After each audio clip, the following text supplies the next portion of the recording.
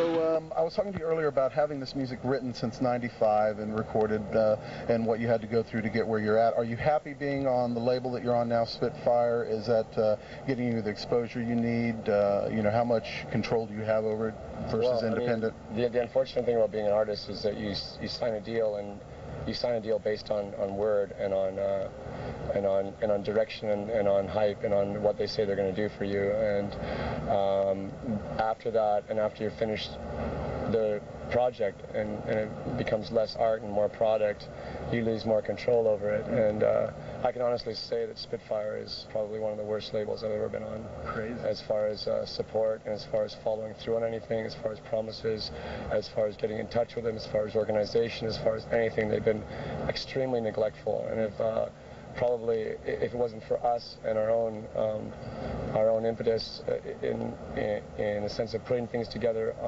on low budgets and making things work and doing things from a grassroots level, we wouldn't be here right now, basically. So I was going to say it has a very independent feel because you know that you're doing it yourself, and I was hoping it wasn't restraining you from doing it. We've had some work with several Spitfire artists, oddly enough, who have kind of had the same sentiment. Zach Wild, and Zach Wild I heard about, definitely had some real problems. Yeah. So you know, we're like set for like 2 records, and I'm like definitely looking for another label. In the meantime, if there's any interest, but you know, kind of made the bed that I have to lie in, so that's what I have to do. I mean, I kind of have to deal. That's wild, because fans, listen to the fans. I love that. I love people that'll kill themselves for me. It makes me feel really good inside. It's very goth. I feel really good.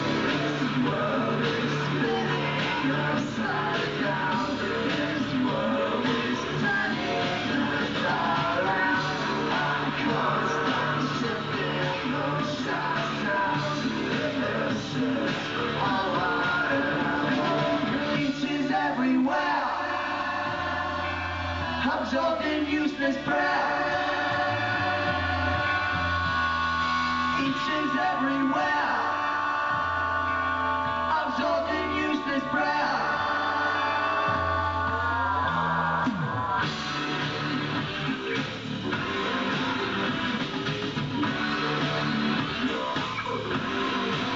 I'm happy it's out and it's done and it's been completed. It's been a 5-year kind of struggle for me on a lot of levels, and I think this is the funnest part, is touring with a group of people that I'm really into being around and playing with, and having it come to this stage where we can actually, you know, transpose the songs to a live situation and then they work is really rewarding. So, I mean, you know, you just have to separate yourself from the side of it being a product. At that point, you just have no control, and it is what it is, and you only can do what you can do to make it work. And ultimately, you know, if no one's going to put any money in to market your record, you're going to see that, you know, and I'm trying not to take that as a reflection upon me, because I don't think it is, you know. No, it never is. You know. The music is really good, you know, and the album's really good. I'm really happy with the album. I'm really happy with the artwork. I'm really happy with the video concept. I'm really happy with all the elements artistically. It's just I'm absolutely disgusted with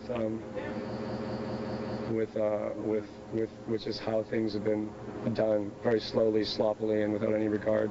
Is that kind of a long history for you? Did you ever have that kind of what was it, network and capital in America? I like always had you know, I'm not necessarily the easiest person to get along with, but I take people on their word, and once they go back on their word in any way, it tends to really irritate me, and so, you know, in lieu of now, you know, Capital and Network did actually a pretty good job, although there's, you know, certain discrepancies that you deal with all these labels, and certain, you know, anomalies that occur that cause things to become like disruptive or negative. But in this case, it was just from day one, it was a total opposite of what was presented to me. Yeah, that sucks, basically. Yeah. You can't, you know, Absolutely. But there you go. So the Ogre album that you have out now, well, is amazing. So I wish you the best of luck with it. We've seen Kevin, Bill from the band. Can you tell us a bit about the rest of the band? Tim Skold is playing with us from KMFDM. He's playing bass.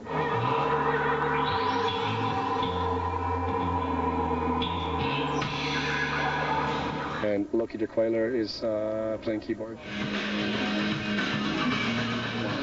And he's kind of been a long-time friend of mine. He's a keyboardist, and He's the one that constructed the website and everything like that. So it's all done in-house. Yeah, it's all done in-house, you know. That's great. And KMFDM was one of the things you actually got to do in the span of time that you've been out. Is there any other of those projects that just, you know, you may want to ever continue, or was it all one-shots? How do you feel about that? Well, I mean, I'll always work with KMFDM if they want to. In fact, I think I'm going to be doing a song on their new record. So, you know, those friendships, allies, you know, always kind of maintain themselves. Yeah. Well, that's great, man. Thanks for taking the time, Bill and Ogre from the band Thanks Ogre. for your support. And yeah, you got it. Always will. This man has been a big dent in our programming over the last like 10 years that we've been on Raw Time, and I'm sure he's going to continue to do so with the amazing new video they have now. And what else can I say, man? Thanks for watching. Thanks to the guys, and take care. Very nice job, Dave. Good job, Dave. Thank you very much. I was very happy to meet that dude, Isaac Ogre from Skinny Puppy. Yeah, if any of y'all have watched Raw Time for a long time, you know that Skinny Puppy was quite the big deal on the show years ago. I was going to play one of those tonight, but figured we'd focus on Ogre, the Ogre thing this evening. Hey, Craig, this is going to bug me if I don't ask you to fix it. The camera's not centered. It's going to really bug me. We're not live. This is a high-dollar production, and I appreciate everyone tuning in on our high-dollar production of improv television for the evening, and I hope you enjoy what you see. I am Dave, and you? I am Steven. I'm Jen. And back there in the back, we have a... Oh, Oh, shit. yeah. Is that Yeah, Drew? What's up, Drew? The Love Boat. The Love Boat. Nice. Nice. Well, we got a lot more videos to come. Coming up next, we have Mudvayne, Death Blooms. It's a love song, and yeah. How'd you like that in-studio thing earlier? Matt Fury. Yeah. Oh, dude, known Matt and Jeff. We go way back with those guys on the show, and it's great to see him playing again. Man, you had a good interview with Deep Purple. Oh yeah. You got to I was gonna bring that tonight, man, but I didn't want to go overkill on the interviews. Well, then, so, can we expect that next week? next week for sure. Oh, yeah. Deep Purple interview I next spoke week. with Roger Glover and Steve Morse. It was an amazing show up at the Verizon Shithole Amphitheater, and yeah. Steve Morse plays really fast. Oh, dude, Steve Morse is amazing. Really? He's an amazing player.